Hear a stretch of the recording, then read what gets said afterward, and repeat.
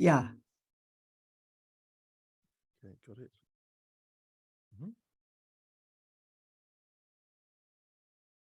Are you ready for me? Yeah. Well, Richard, I'll start again. I don't know whether to say Richard E. Grant or just Richard Grant. How do you like to be introduced? Richard E. Grant, because then there's no confusion. Okay.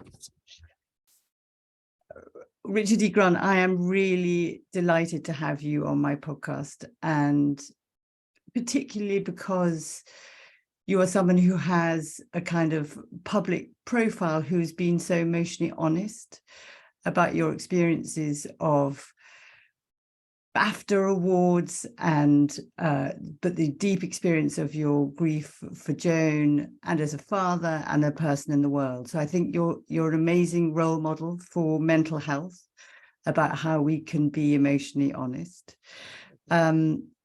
You know, you were launched to fame in 1987 with the cult classic Withnail and I, and you've done a huge number of films and TV, including the Oscar-nominated Can You Ever Forgive Me in 2018.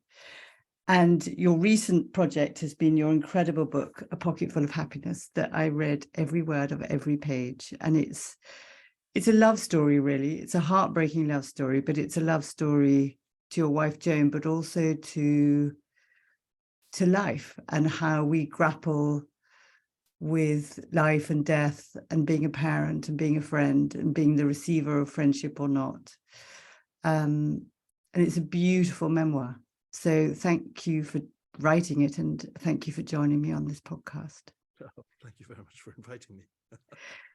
So my first question, if you're up for being kind of having a therapeutic conversation, is what is a particular challenge you are facing or have faced?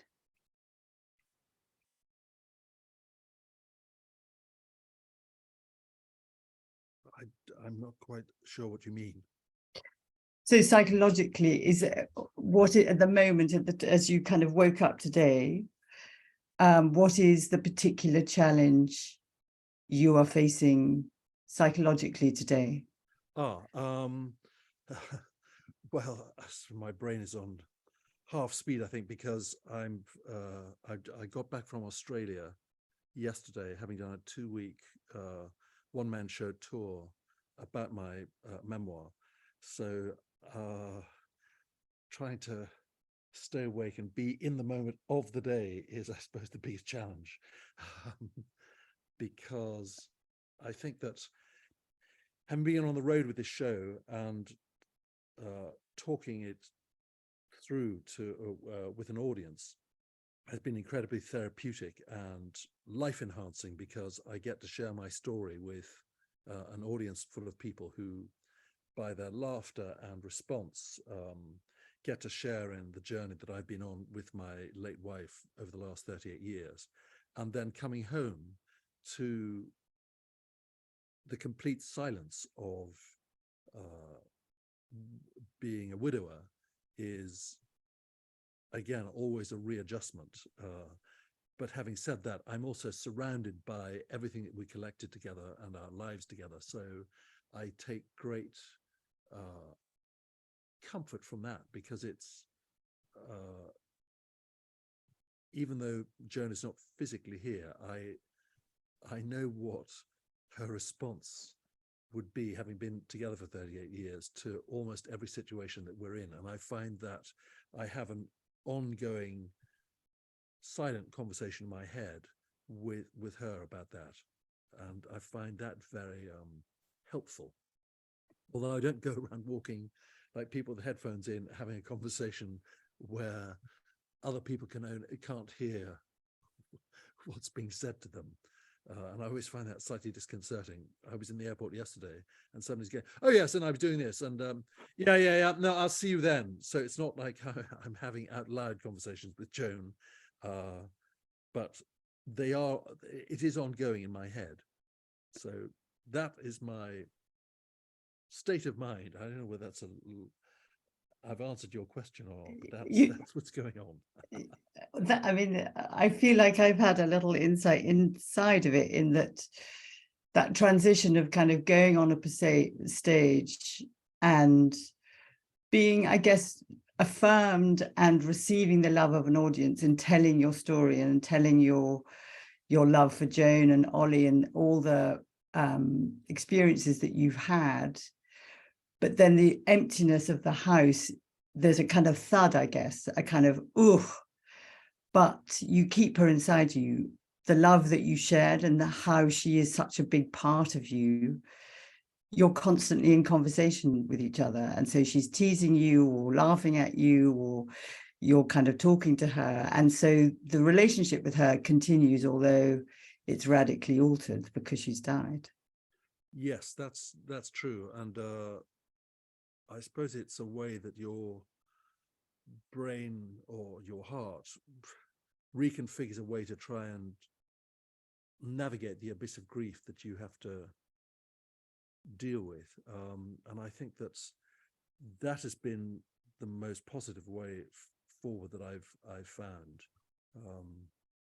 because I found the silence of her not being here so overwhelming that this is a way of, I suppose, navigating through it now.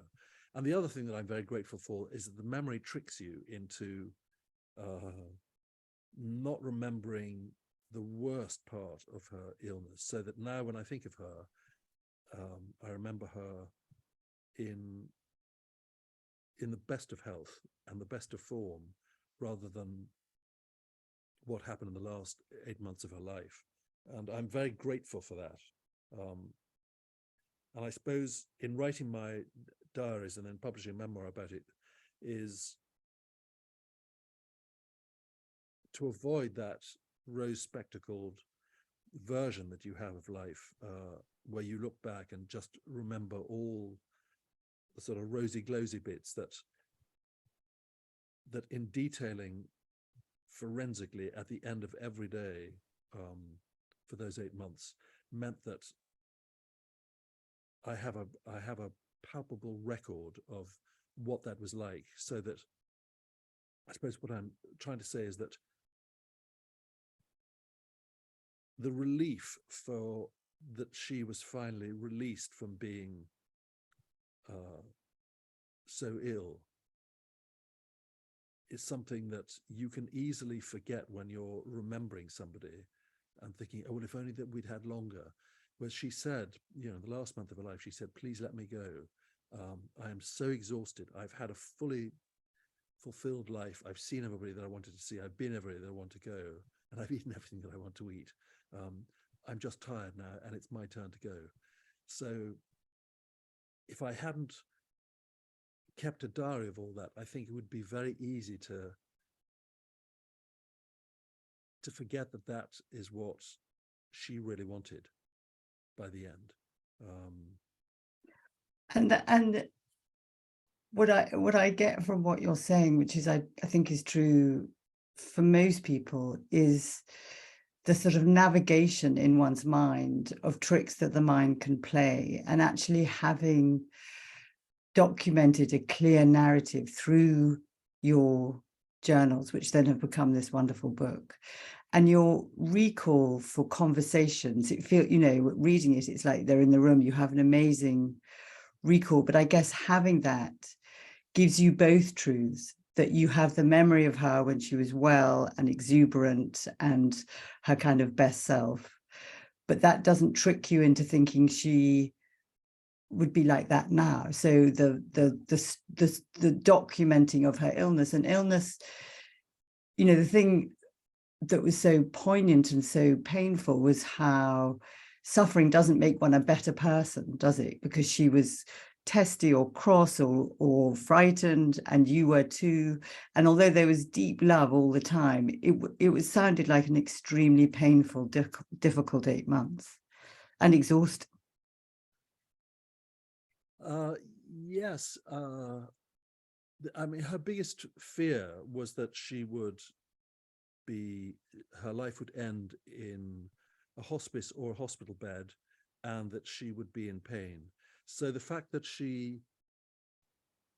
we were able to facilitate that palliative care nurses came and saw her for 10 minutes 3 times a day in the final week of her life, and that she could be at home in our bedroom, felt like an amazing achievement, because having fear that she would be, especially with COVID, isolated in a hospital bed, was what she so didn't want to happen. And she said, please, can you try and ensure that I am at home. So the fact that we were able to deliver that for her, I suppose, felt like a real achievement. And it's also an incredible feeling of privilege that, because my daughter's, one of her best friend's father died of a heart attack, and they never got to say goodbye properly. We felt so privileged and grateful that we were there right at the end to her last breath. So, which, if you can talk about a death being a good death, then that's what it felt like to us to have done that. And there really is a very big difference between a good death and a sudden and out of the blue traumatic death, in the sense that you knew that she didn't suffer, that she felt safe, that she was loved, she was in the place she wanted to be, she wasn't alone, and she wasn't frightened. And you weren't left imagining what she was thinking or what was going on, because you were there and you were with her and loving her and keeping her kind of safe, I guess, until the end. Whereas, there really are bad deaths and there really are good deaths, and hers, as much as that you couldn't save her life, was a really good death. And that makes the grieving process very less, there's less what ifs, if only I had, if only I could. It sounds like you don't have any regrets. No, and people have said to me, oh, have you been through the anger stage yet? And hand on heart, I can say that I haven't felt maybe it'll come, but I don't feel that there's something to be angry about, because we did have those 8 months together that, having been promised with this miracle American drug that she was put on called tepotinib, that she might live 12 to 18 months. And then she was the one who flagged up after 3 months of being on it that she believed that it had stopped working. And once we'd had the tests in June of 2021, it was true, to the surprise of the oncologists and the other doctors. She knew before they officially knew. So I think that has helped as well. But is anger something that you have to go through, is my question to you? No, not necessarily at all. No. I mean, what they're talking about is Elizabeth Kubler-Ross's stages of grief, where there's numbness and bargaining, and then anger, and in the end, acceptance. And what we understand now is that you may have all of those feelings, but they're not necessarily in order. And also that grief is an oscillation. It's a moving between feeling a lot, and that could be sadness, it could be anger, it could be numbness, it could be despair, it could be all of those things at once. And on the other side, being restorative, having hope, moving forward, kind of having a break from the grief. And the grieving process is the oscillation between the two, time to allow yourself to adapt and adjust to this new reality that you didn't want, but also time to let yourself live and love again. And it feels like your actual movements, what you do with your time, is a very natural oscillation between loss orientation and restoration orientation, in that you give yourself time to remember her, to write about her, to think about her, to grieve. And then you kind of get yourself into gear and you go on a stage, or you see a friend, or you travel, or you do a movie, and you're living. And it's not so the kind of loss doesn't go, but it goes to the back of your mind to allow you to be in your present. And if people have complicated grief, kind of stuck grief, it's where there isn't any movement, and they're just locked in the rumination of the kind of whirling wheel of had a really very, very deep pain, but often it's a lot of rumination about the what ifs or regrets, or that life isn't worth living. And as much as you deeply miss Joan and want her to be in your life, it doesn't feel like, it feels like you're still living, that you've got a force for living. Yeah, and I think that's what has proved to be so profound about this simple phrase where she said to us, I challenge you and our daughter to find a pocket full of happiness in each day, is that it absolves us from any guilt of feeling joy or happiness or pleasure after her death. Whereas I think that it's it's instinctively you feel, how can I possibly be enjoying myself when she is no longer here? But because her edict was to find that pocket full of happiness each day,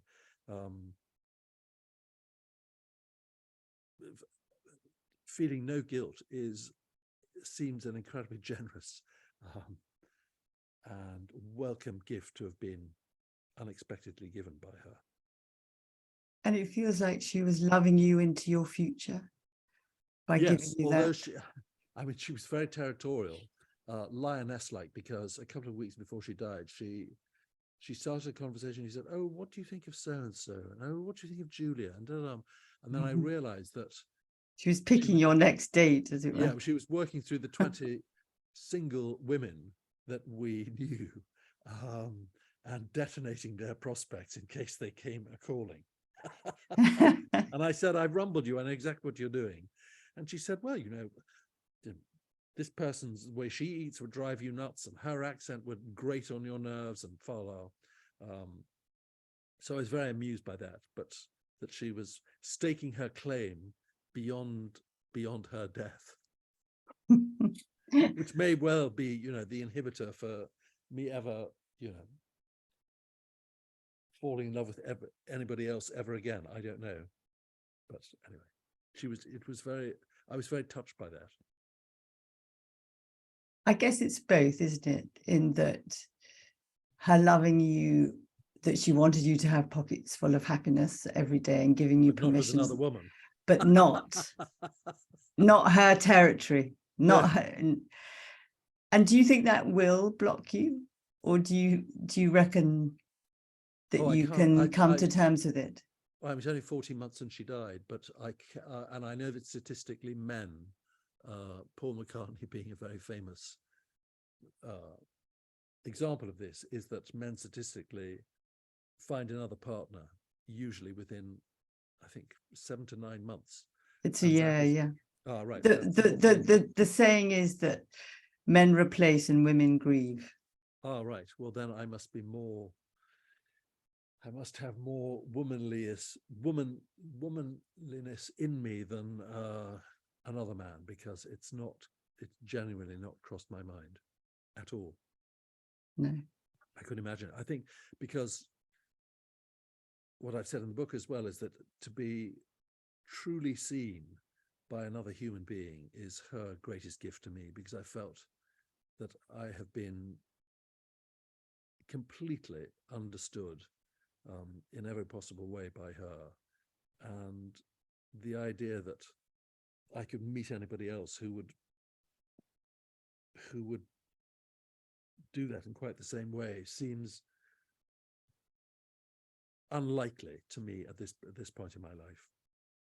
But who knows? In a year's time, I may be. I mean, I guess, from the outside, what I would suggest is that, of course, you're never going to have or be known or have a relationship anything like your relationship with Joan. And yet it is possible to have multiple loves, that we can love different people very differently, and one doesn't knock the other one out. So it's possible to continue loving Joan and have the memory of the way that she knew you and the way that you lived your 38 years, nearly 40 years of relationship, all your adult life. And it is possible also to love again in a completely different way with somebody else, and they can sit sometimes uncomfortably, but they can definitely sit side by side. I think what I've experienced with many clients is often children have great difficulty in navigating new relationships, and friends have lots of judgmental opinions. But also, I'd like to add, men and women do much better in relationship after their partner has died, that they over time do less well alone than they do in relationship. Why is that? Because we're born to be in relationship and to be loved and to have that intimacy and connection with one person. And that, you know, you've had it. Well, you tell me what you think about that.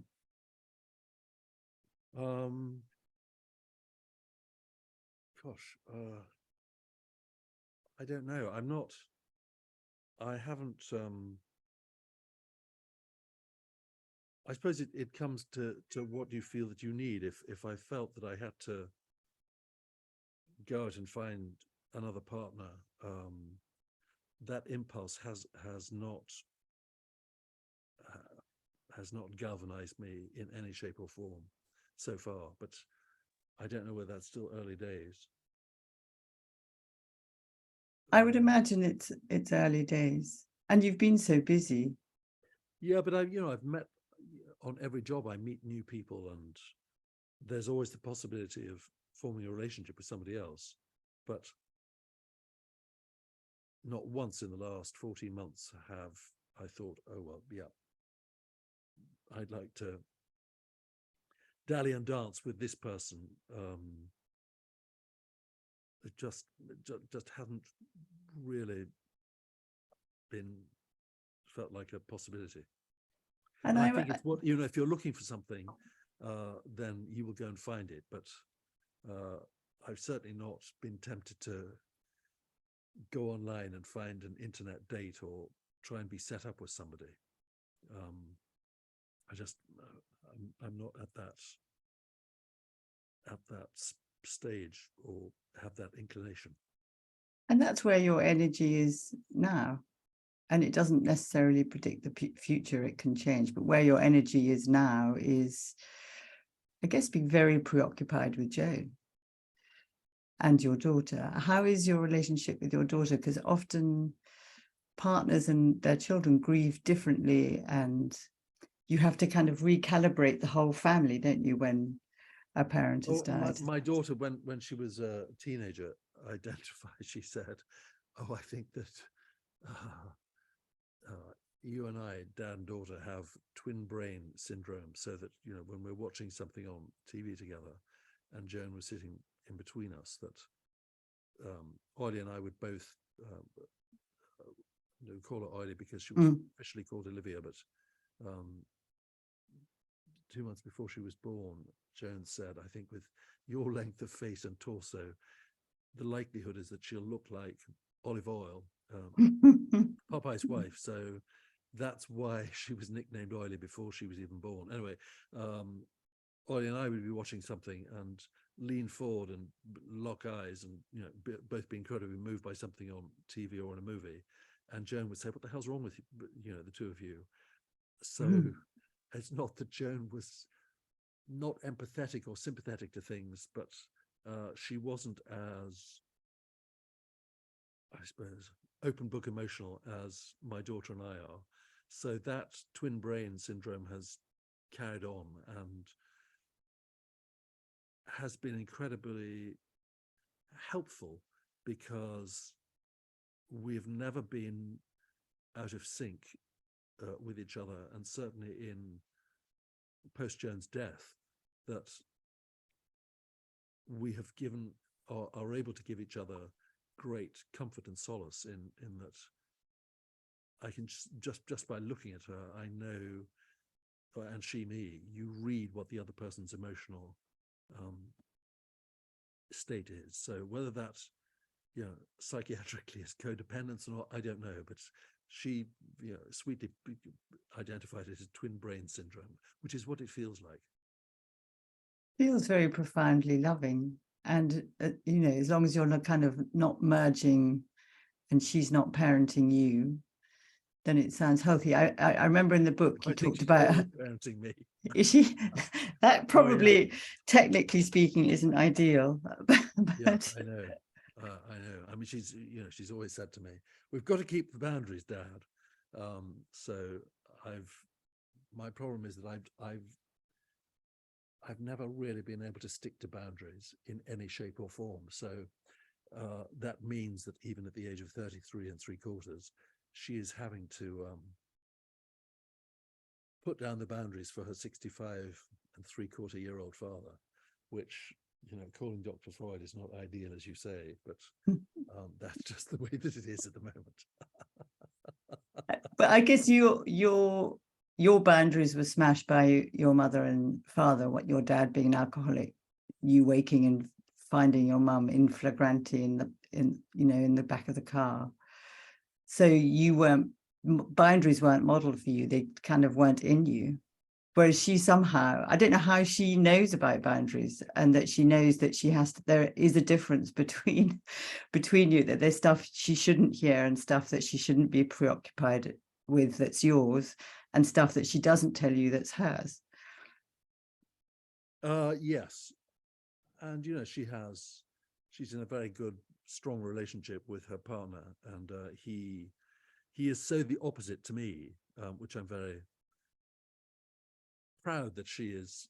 She hasn't gone for a boundary-free, emotionally open book case like her father is. So obviously her upbringing has paid off in some shape or form, that she's not just boundaryless,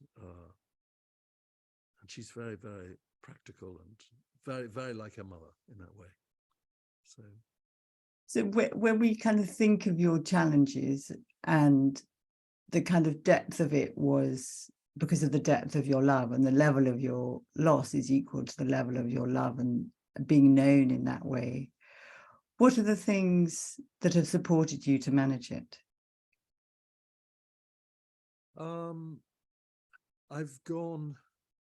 I run every morning in Richmond Park because I live opposite the park. So I find that the discipline of doing that and the endorphin release incredibly helpful. It's physiologically, it's one of the things I tell people who are grieving to do, is to move their body, because it reduces the cortisol and the fear, because grief often feels like fear, that heightened state. So it physiologically drops the cortisol and releases the dopamine neural networks, where you feel calmer and safer and better. So it actually changes the brain. Oh, so it is an amazing fast track way to feel better. well, that you did instinctively. Yeah, but I've run all my life, so it's not that I've arrived at that through some great scientific virtue. It's just have always done it. So but instinctively you did it, that it's good for you. I suppose so. Yeah, but I think it is good, so that you don't and Joan was very pragmatic and clear-sighted about and sanguine about things, and she said, there's no point in wallowing around in stuff. So Very Scottish. Yeah, exactly. And I think it was my father died at the age of 53 when I was 24, and it had such a profound impact on me of knowing or underlining how brief a lifespan can be, so that every year that I've lived beyond his 53 has felt like a bonus. And I've spoken to other people whose parents have died, I suppose, prematurely, and they've said the exact same thing, that you feel as if you're kind of living on borrowed time, because the role model that you have as a parent, once that parent is gone, and if they die as he did at that age, then you have to try and find a compass in somebody else or in other things. So I suppose it's made me, I've always been sort of hyper curious and energetic. It's made me try and fill and live every day as fully as possible, so that I suppose if I had to be told, right, well, you've only got 5 days left, that I wouldn't feel, oh God, I didn't do everything that I wanted to do. So I, I suppose that makes for a slightly manic way of living life, but that's just the way that mine happens to be run. But I think what you're saying is that your mindset, even when faced with, great difficulty and pain, as in Joan being so ill and then dying, is I have to live the fullest day I can live. Yes, and I'm grateful absolutely. for every day that I have, because these days were not what I expected. They're like bonus days. Yeah, absolutely. And so that mindset means that you take more from your day, you put more into your day, and that gives you a kind of resilience to deal with the harsh winds when they come through your system. I suppose so, but friends have quipped to me and they said, well, you will burn yourself out quicker by doing all that. Why don't you just, lean back into it and not try and do so much? But or is that an avoidance technique or whatever it is? But I think that I recognize that this has always been my nature to do that. So whether it's been intensified by losing my father when he was so young, or whether I was always like that, I don't know, because he said to me when I was 9 years old, "You are like an overwound clock." So I think that it's Aristotle's show me a boy when he is 7, and I'll show you the basis of the man, is pretty true, because I saw a friend of mine in Sydney that called Richard Clark, that I've been great friends with when we were kids. And when he was 13, his parents got emigrated to Perth in Australia, and we lost contact. And then through the school website, we got in touch again. And when I saw him in 2000, I had no idea whether we would have anything in common to talk about. And we met in the lobby of a Holiday Inn in King's Cross in Sydney. And at 6 o'clock in the evening, sort of in a kind of neutral place, thinking, well, if there's only a drink's worth of friendship left, then it's an easy get out. And we were still talking at 6 o'clock the following morning. Wow. We talked non-stop. 12 hours of friendship. And he said to me, he said, "You are exactly the same as you were when you were 8, 9, 10, 11, 12. And I said, "Oh my God, that sounds so damning." And he said, no, you've always asked 2,000 questions a minute, and you've also been hyper curious about things. So he said, essentially, who you are has not changed. So rather than my thinking of it as something negative or unevolved, he thought that it was a good thing. So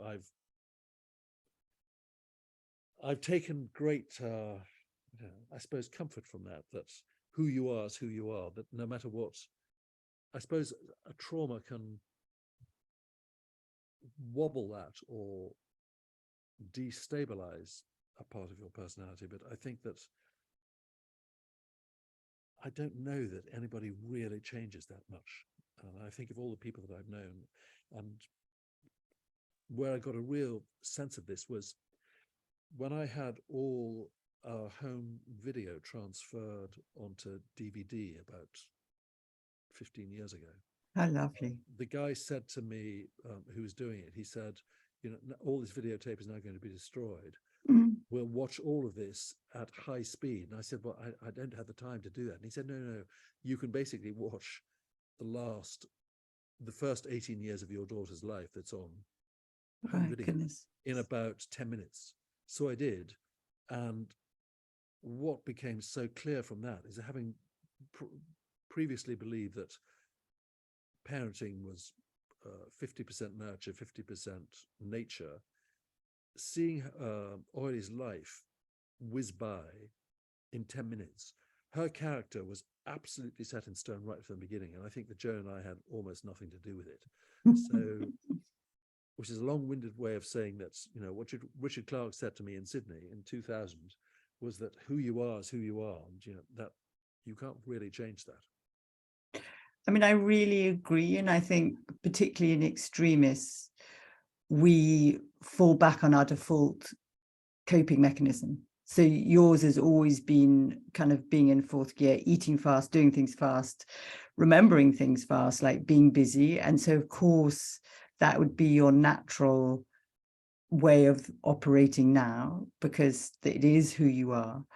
The bit I challenge is that with your daughter and with yourself, that the level of secure attachment of the love that you gave her enabled her to fulfill her potential, to be fully who she was, because she was so securely loved.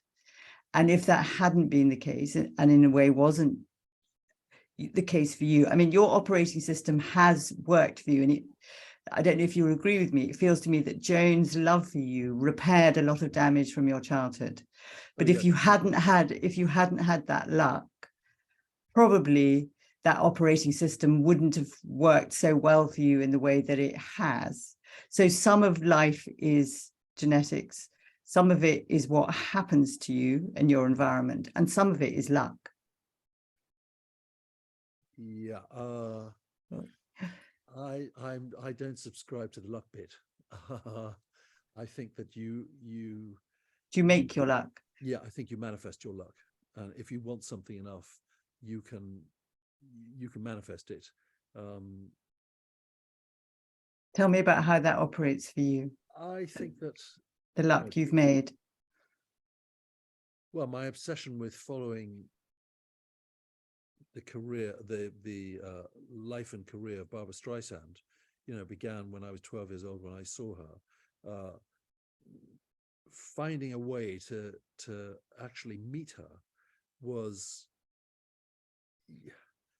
yes, you can say there's some luck involved, but I don't believe that. It's a manifestation of an absolute ironclad determination to meet that person, and it's proved to be, because I've now met her multiple times, but each time has been as a result of wanting to do that, rather than, oh, this just happened to be a situation that arose where I was able to meet her. It wasn't random.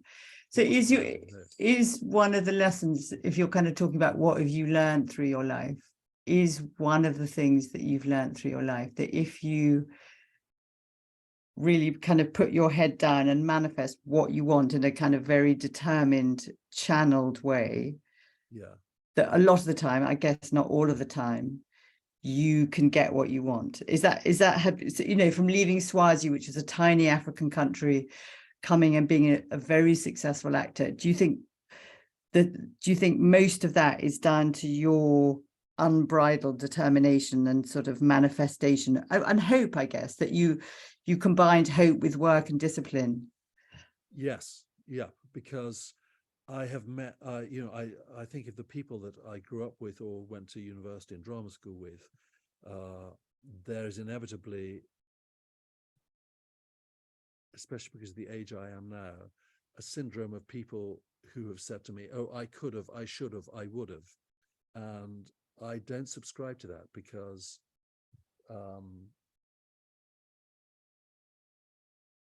you have to, you don't arrive at something easily. And a couple of times, two friends in particular I can think of have said, oh, well, it was easy for you. And I challenged them about it, and I said, in what way do you think it was easier for me than it was for you? And they've flippantly come up with things, and I've challenged both. Every time they've said that, I said, that is your perception of what that is, but from the inside, it hasn't been like that. It has been a struggle and a determination to do something that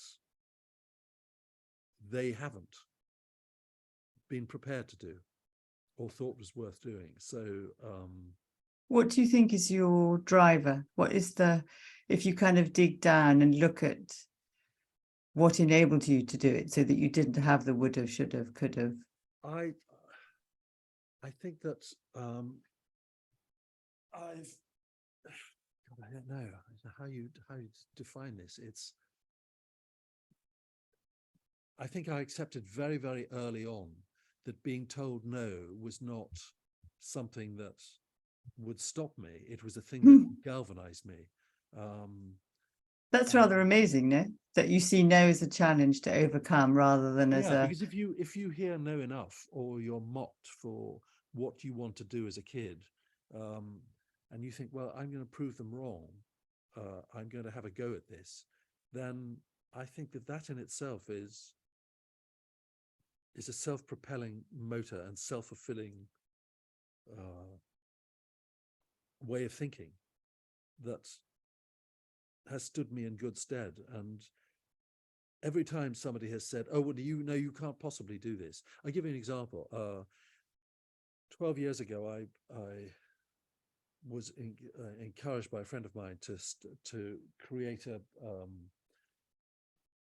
perfume business, which I now have done. And every single person advised me, don't invest your own money, you'll lose your shirt, yada, yada, yada. And so I spoke to my accountant. I said, what would I have saved by not drinking or smoking for the last 40 years? And he came up with a number, and I said, that is what I'm going to invest in my perfume company. That's so brilliant. He said, you will lose that. I advise you not to do it. And so I went ahead and did it. And within 6 months, the perfume business was in profit. So that is a gamble. Go you. That is a gamble to have taken. And I could very, very easily have lost that money. But I think that is just a perfect example of having been advised one thing and then taken the other path. And that is something that I think is in the DNA of the way I operate. So I'm sure there are many examples where that same determination has been thwarted, but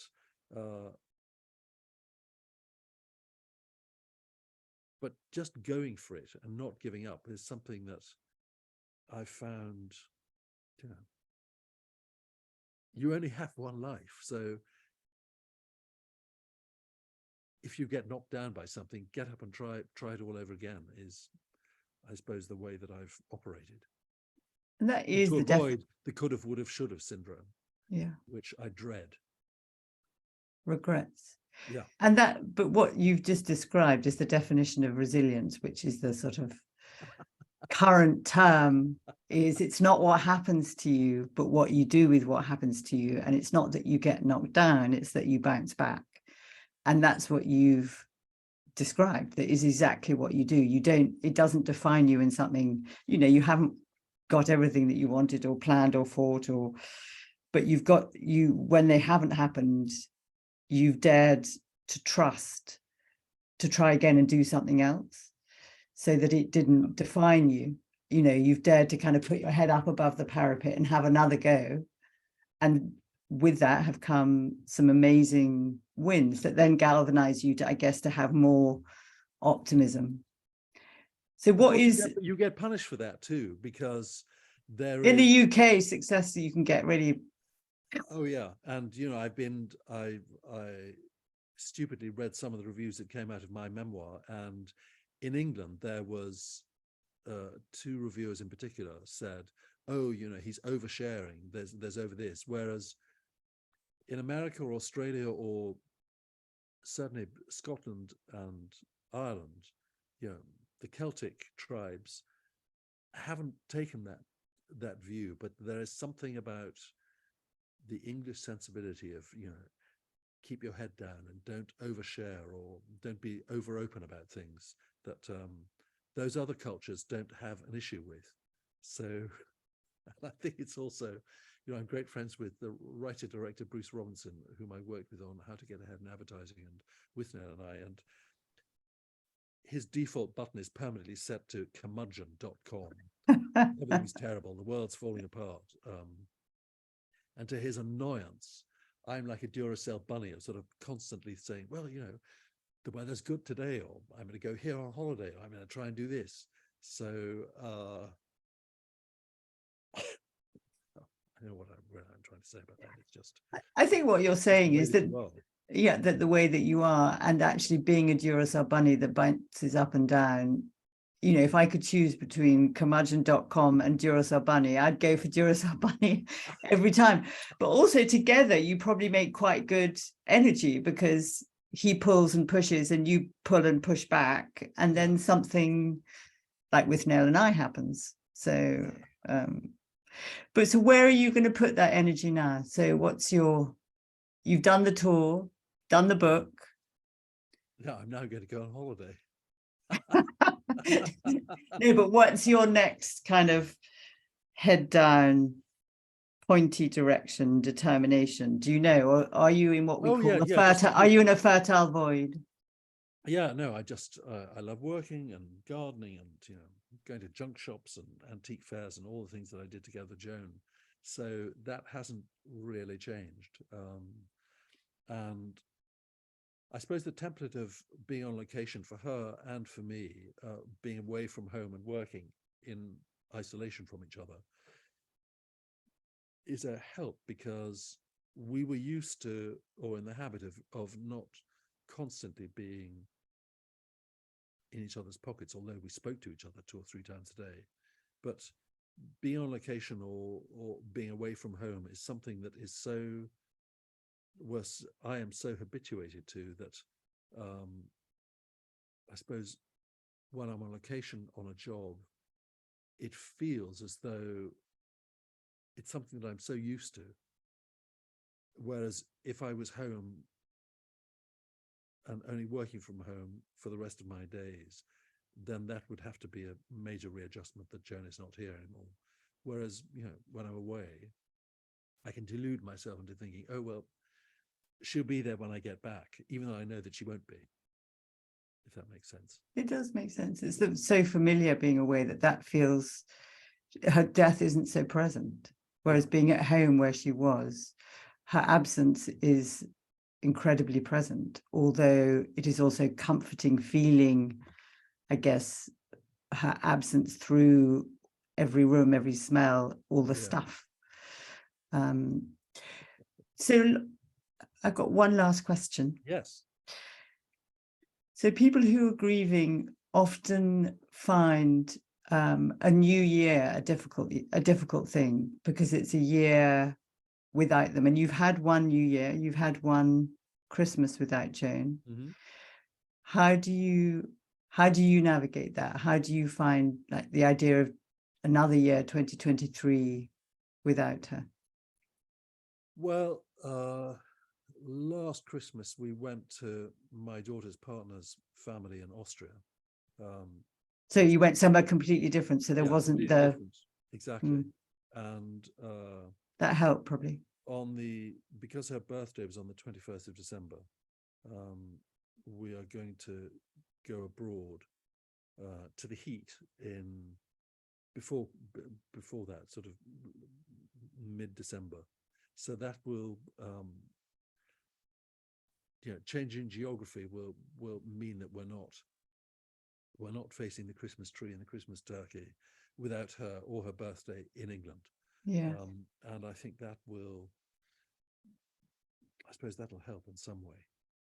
But you have to get to the point, I know, probably a year's time, where you have to say, well, we're not going away. We're going to deal with the fact that she is no longer physically here. But that's our plan for this year. Yeah. So, and I really do think it makes a difference. Of some people it doesn't, but geographically taking yourself where you don't have lots of memories, it isn't so painful, because you're creating different memories in a different place. Whereas, our brain is wired for place and smell and sight and sound, which is so powerful and they work faster than our brains could cognate, so that we can get thrown so much by being in a place where someone has been. Why are you smiling at me? Because I think that, I suppose it's to do with people saying, oh, time heals. That It's bollocks. Yeah, I don't subscribe to that. I think that that feeling the pain or feeling the loss reminds you, very viscerally of that person's presence. So I embrace that rather than feeling that, oh, I've got to get over this or get around it. If I wake up or in the middle of the day think, oh my God, I miss her so much, I think that's a wonderful thing to feel, painful as it is, rather than thinking, oh, well, I'm striving towards a place of neutrality where you don't feel that so intensely anymore. And I can't really imagine that will be the case, because I like feeling that, because when even if it is painful, it is the most in touch with her that I get to feel, as I do if there are great moments of joy and happiness as well. So, and your pain is an embodied testament to her love. yes, to your love, absolutely right, and honors that love. yeah. What I wonder over time, and maybe we could have another conversation a different time, but is in her giving you permission to have pocketfuls of happiness. Mm-hmm. I'm assuming that also gives you permission that when the pain isn't intense, and the intent, grief is an adaptive process, that you can get hit 20 years later by an exocet of loss and pain. Yeah. But gradually we do adjust to this new reality, and you are adjusting. So the level of the pain changes over time. It doesn't that you get over it, you accommodate it, you learn to live with the loss. Mm-hmm. You don't forget and move on or avoid it, but the pain is in you, but it does, the intensity changes and lessens. What do you think about that, or feel about that, more to the point? I think that's right, but 3 weeks ago, I can remember not being able to get out of bed till lunchtime, mm-hmm. because I felt tsunamied by loss. And yeah, I think it's like everything. You've got to accommodate and incorporate and just go with it. You can't fight it. It just has to be something that you accept, and knowing that go for a run, have a good meal, or see your daughter or call your friends, that there is something beyond that you can navigate towards. I don't know. I don't have the answers to anything. I mean, that in a nutshell, you've described my book, Grief Works, which is that you can't fight it, you can't wrestle it to the ground and beat it, that you have to find a way of living with it and letting it come through you in the ways that it does, and also allow yourself and access lots of support, things that you do by running or having a nice meal, but mainly the love and connection to others. That it is the love of others that enables us to survive when love dies. Yes. And boy, do you find out who your friends truly are when somebody has died. My goodness me, that has been revelatory. That sounds like a bad way. Good and surprising, good and bad. Yeah, 99% of people have shown themselves beyond measure of generosity, but the 1% that haven't, I will never forgive, and I will never forget. God, I could hear the steeliness in that. Oh yeah, like, it goes deep. I've found people that I've spoken to people that who came from my book signing or came to my one-man show, who have expressed this, that they remember the people that haven't come through for them more than almost anything else. And I thought that was particular to me, but I realized that this is something that most people that I've now met who are navigating grief have fixed upon. So if there's anger at all, it's with that, because the people that didn't make contact or come and see Joan when she was dying, I can't fix that. You can't fix that with a post-death visit, because I can't explain to her why they Didn't show up. Yeah, exactly. So over and out, ruthless. And they know who they are. Yeah. I mean, and one of the things that lots of clients have said to me is that they're annoyed that those people take up so much headspace. Like, they don't want their kind of natural evolving grieving to be used up with fury against people who haven't been supportive enough. But it does kind of fizzle through your being. Yeah, and I think it's, it's not that you find out who your friends are, but you find out what kind of friends they are. So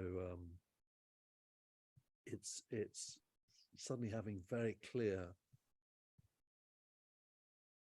unfiltered vision of how people are. So that's helpful, I suppose. That is helpful. Yeah. So we're coming to the end Of the lollipop. Of the lollipop. If you had one more minute to say something to Joan, Yes. what would you say? What would I say? I know what she'd say to me. What would I say to her? Well, tell me both. What would she say to you? Oh, she'd say, get on with it, Swaz. Don't hold any resentment about people who have let us down. Don't bother with that. Let it go. Say, oh, it's easy for you to say, but I'm venge-filled. So no, but I say that jokingly. Yeah. What would I say to her? Oh, I don't know.